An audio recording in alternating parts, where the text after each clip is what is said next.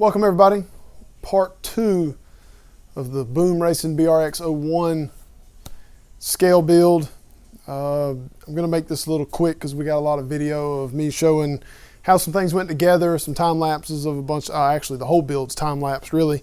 I stopped in a few places to give you little tips and tricks, but I'm going to talk about it after all that. This is just basically just an intro. Hope everybody's ready for Christmas.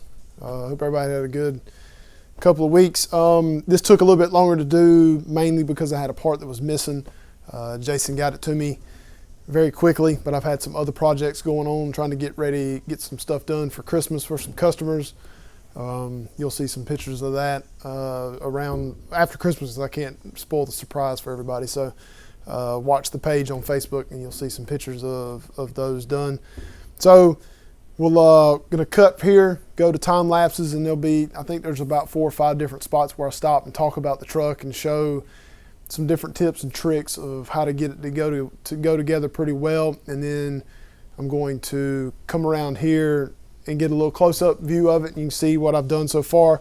I still have to put electronics in for me to go get running, but it gets raining. It's gonna be raining for the next 2 or 3 days, and I'm not gonna, first time out, it's not gonna be in the rain. So we'll, plus I need to find somewhere to go that's got some cool shots so I can get some neat shots. But I enjoy building it, and we'll get to the rest of that in just a minute. But here, enjoy all the building.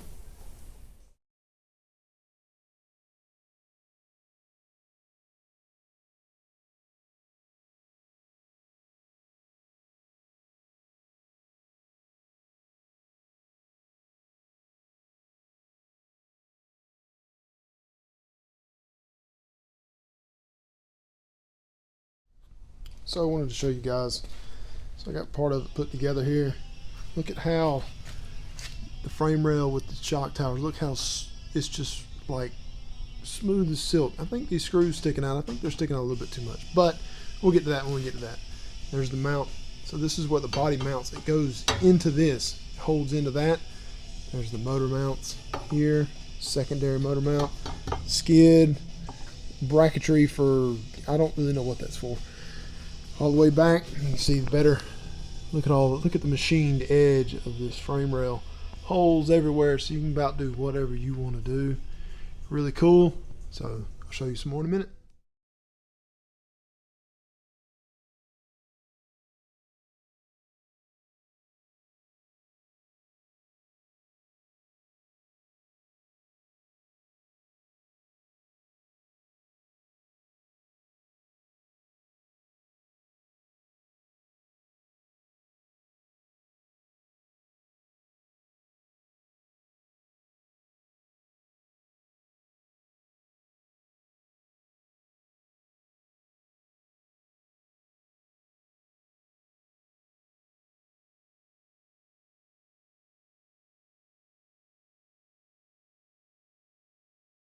Alright, so here we are. This is the motor, transfer case, and the mini servo for the 2-speed. That's what it's going to go. It's going to go there to there. That's what this brace right here will end up being. It holds the mount for this very solid, very nice little micro servo, by the way. Big point I can give you to when you're putting this together is these mounts, make sure, loosen them up on the frame rail a little bit, even the skid plate, to help everything kind of move around so you can kind of get the screw holes so you don't screw up and cross thread one. But man, it fits in there nicely. There's plenty of room in here for a motor, for engine bay work. Of course, you remove, if you went leafs, you would kind of move these around a little bit if you needed to. These are adjustable too, so they're here, but you can move them back one so you can have them however you want it to be.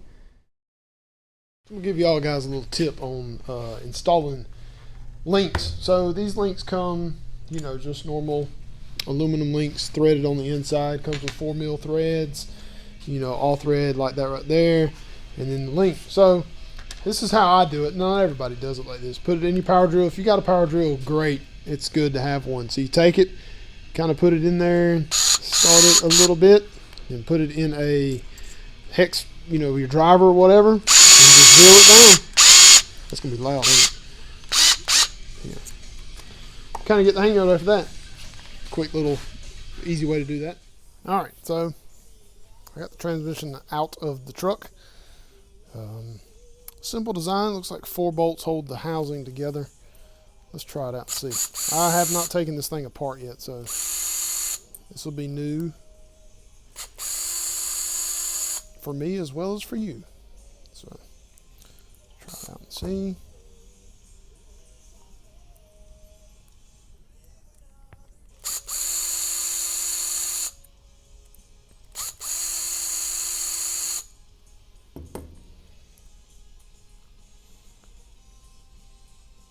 Different size bolts, of course. Alright, let's see what's going to come out. Alright, so it's greased as well. So, top spur gear piece there. You know, of course, it's got a crazy internal spur. You know, unlike, there we go, I got a shot of it there. I haven't seen anything that's ever had that before, so that's kind of new there. So the 2-speed shaft is here. Of course, everybody that's owned, say, a TF2 or whatever probably has seen something similar to this as far as the second gear shaft that's in there.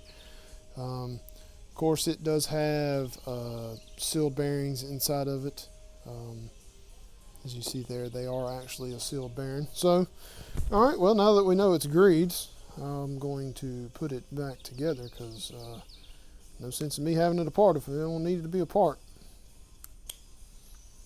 So that shows the internal workings of that.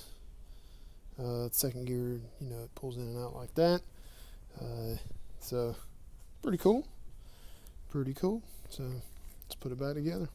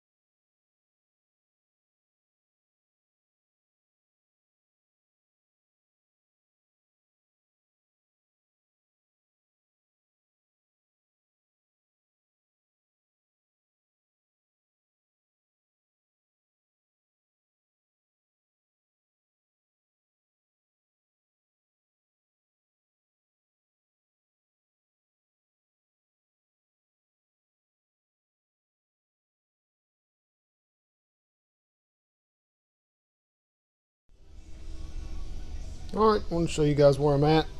Got the rear axle put on, shocks. Of course, they're leaned in. Of course, you can see there is so many adjustment points.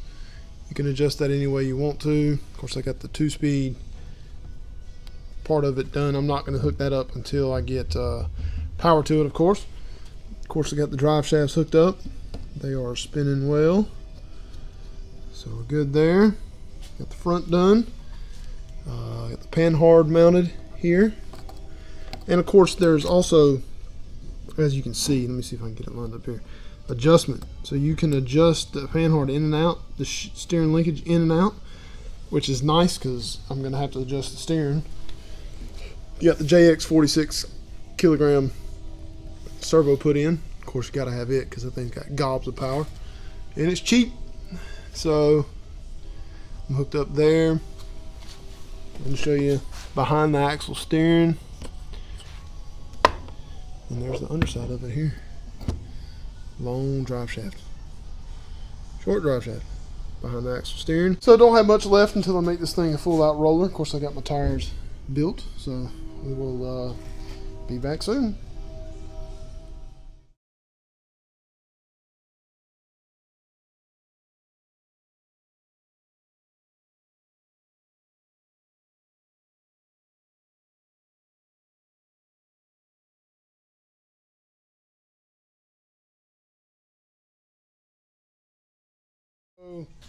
This motor setup that's on this truck has a gear mesh setup, so it comes with it provides a 12-tooth. Sorry, the light's not that great right here today. It comes with a 12-tooth pinion in the kit, so you put it in.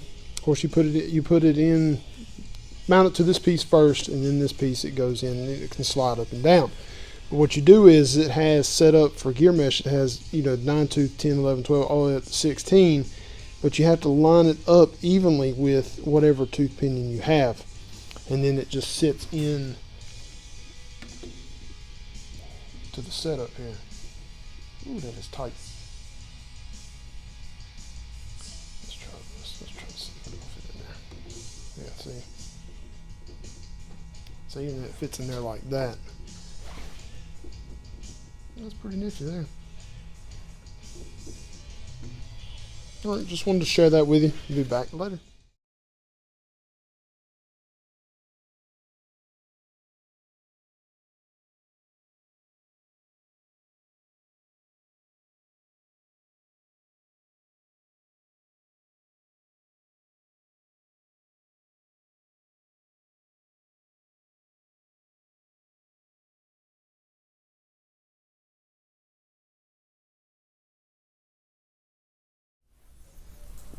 All right, I hope everybody enjoyed watching all that. So let's get to some things. So of course you see it's mounted, tiny tire, the whole deal. So I'm not finished putting it all together yet because I still got to put this little bumper brace that goes under here, and it kind of blocks so you don't bash up your hard body.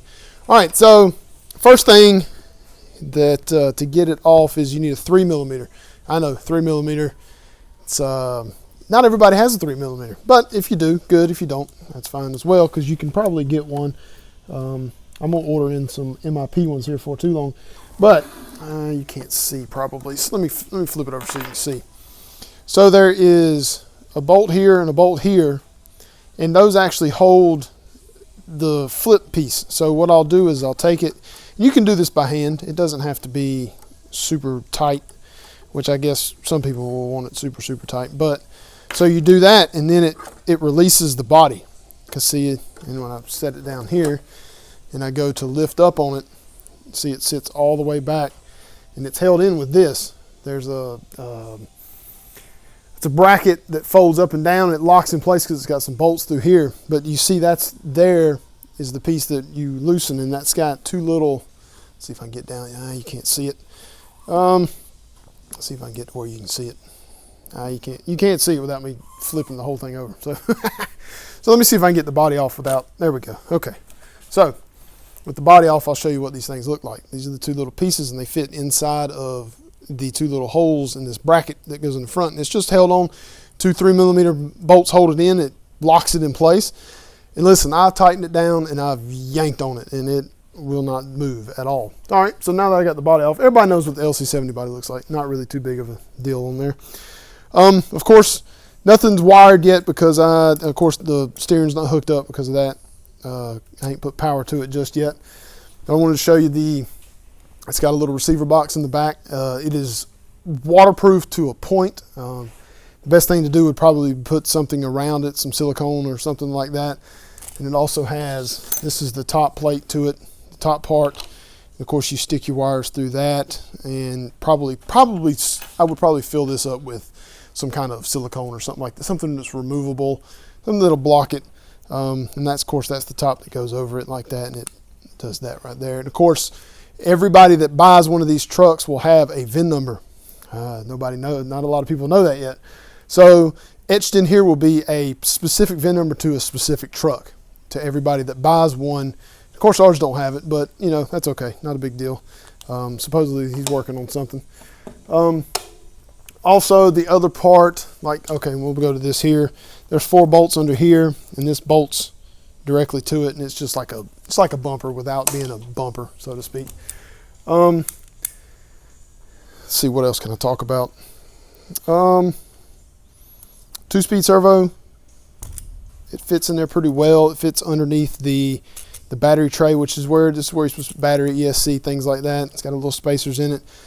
Overall, building wise, this was pretty nice. It was, I've built a lot of axial trucks. It was a lot different than building axial trucks because of the fact that everything was metal. Axial stuff, there's some metal stuff here and there, but there's a lot of plastic. So metal, you got to be a little more, of course I talked about it in one of the build things, loosen up, keep you know, the frame rail's loose, to put the motor in there to fit it right, you know, because you want to make sure you keep everything kind of finger tight, not even tight really, keep it loose so you can kind of move it. Same goes for the skid for the transfer, so you can make sure, and also you want to make sure it spins smooth without a motor in it. You know, the transfer, you know, the solid state drive shaft, you know, the solid piece drive shaft there, and it doesn't move. So you got to make sure all that's right. Got nice, you know, the drive shafts are nice, fit in there well. This is behind the axle steering. This thing has behind the axle steering. I almost dropped it if y'all didn't see that. Behind the axle steering instead of on the front gives you a little bit more room in the front, and it's a little more scale looking as well. To have it in the rear like I do now puts 45 degrees of steering. If you move this to the front, you get up to 50 degrees of steering, which, I mean, 45 is pretty good, really. Of course, 4-link with the 4mm badass rod ends. Of course, everybody knows those are really great. I sell a lot of those. This will be my first time running Voodoo shafts. I have badass shafts and they're nice, but these are supposed to be, these are a little more smaller, a little more scale looking. Of course, it's got AR-44 internals. You can't beat that anyway. So overall, pretty good. Build went well. Next, I got electronics, of course, and then we'll be good to go, and I can go get some running video. Not quite sure where I'm going to do that yet. I was hoping to make it to some places to get some runs from some spots, but it don't look like that's going to happen because of the weather. The weather is not cooperating at all. That does not feel like that is going to be... Okay, it is. All right. Anyway, so we should be good to go here for too long. Sorry, messing around with it. Need to quit messing with it. So, good build, fun to do. Quality is on par with anything else. I've never built an RC4 drive. I'll go ahead and put that out there. I have not ever built one of those, so I've only seen them. I have never driven one. And I'll take that back. I drove a Marlin at UST last year, or this past year, in the little rally thing. But I've never owned one. I've never worked on one. So I can't give the feedback you're probably going to want as far as this versus a TF2. I would like to do a comparison. Maybe I can get one day. I don't know. Anyway, I don't plan on buying another Class 1 truck. This is pretty much going to do it here. So I don't know, maybe another one of these would be kind of fun. So I will say this thing is going to be super smooth. So be good to go. Be ready for the next video. Next video will be running, and we'll be talking about impressions after the run, which I can see probably nothing's really going to be too bad with it. So I hope everybody enjoyed. Like, subscribe, thumbs up, everything. Tell your friends. I appreciate everybody watching the first video. It has brought many subscribers, and I hope y'all enjoy everything I put out. I promise you I'm not quitting. I like it. It's fun. I like the feedback everybody's been giving me. Also, this, if I don't have a running video out by time, pre-order on this starts December the 23rd. They're supposed to ship January the 21st. And I put quotations because I don't really know if that's going to be for real or not, but that's the timeline they have put out. It is going to be $599 for this chassis with no electronics and an LC70 body unpainted, not put together. It'll be $599 plus whatever shipping is. I don't know what shipping's going to be until I get both of them here, stack it in a box together, and see how much shipping's going to be. I assume shipping will probably be somewhere around $15, I would think. There will not be free shipping on that because of the fact of how big it is. The LC70 box is crazy huge. It is way bigger than it should be, but I mean, you know, that's the way it is. Jason's supposed to pack this one in a pretty nice, it's got a nice little box with a handle on it and everything, so it looks going to look pretty cool. But yeah, so keep a lookout. I'll have them on the page. I'll probably do a pre-order of 4, 5, 6, 7, I don't know how many ever people ever want, I guess. It'll be a prepay thing. So if you want one, message me. If you want to just talk about it, that's fine as well. Probably, I might do a live stream in a few days to do some question answers if you want to do that. You know, if you got questions, I'll try and answer them the best to my ability. That kind of deal there. So hope y'all enjoy the video. Thanks. Everybody have a Merry Christmas. If I don't talk to you again before then, have a Happy New Year as well. Hope everybody gets cool little tiny truck gifts. Be ready because there's going to be a sale. Be on the lookout. It'll start Monday, Christmas Eve, and run till New Year's Day. I don't know what it's going to be just yet, but we're going to give away coasters and stickers and scale items. There's going to be all kinds of little goodies to go with your order. So pay attention to that, watch out for it, and we'll see you next time.